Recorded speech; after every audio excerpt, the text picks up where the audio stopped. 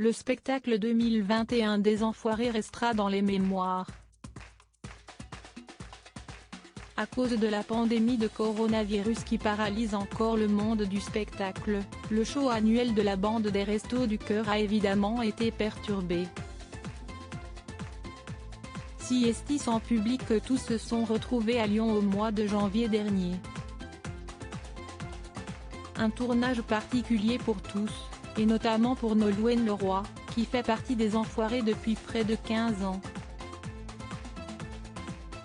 Le public des Enfoirés est l'acteur principal du spectacle, assure la chanteuse dans Téléstar, en kiosque ce lundi 22 février.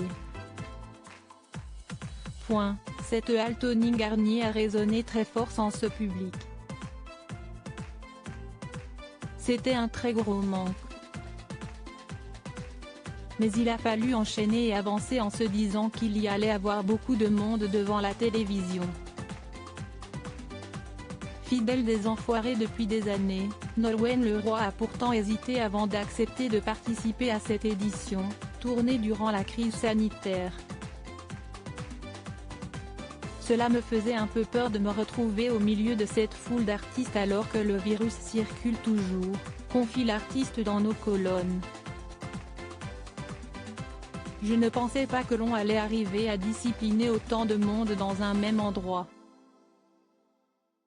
Mais c'était une nécessité absolue de nous réunir cette année.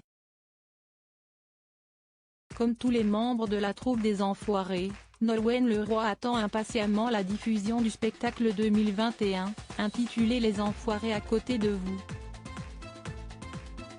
Et les téléspectateurs vont devoir patienter jusqu'au 5 mars prochain, date de la diffusion du spectacle sur TF1.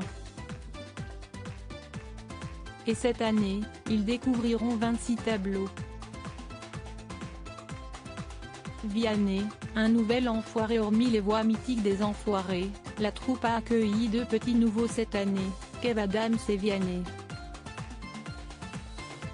Après des années de doute, le chanteur et coach de The Voice a accepté de rejoindre les autres célébrités pour la bonne cause. On a discuté, et en fait on veut la même chose pour les démunis. Si est un truc qui fait partie de ma vie, cette cause-là. Si est vrai que j'ai eu du mal à m'imaginer aux côtés des Enfoirés, j'avais du mal à me dire que je faisais partie d'une famille de chanteurs, confiait-il au moment d'officialiser son arrivée sur les ondes de RTL. Ils ont été super parce qu'ils m'ont demandé d'écrire une chanson pour eux. Ils m'ont dit avec beaucoup d'intelligence, on a compris. Tu n'es pas obligé de chanter, ni d'être là.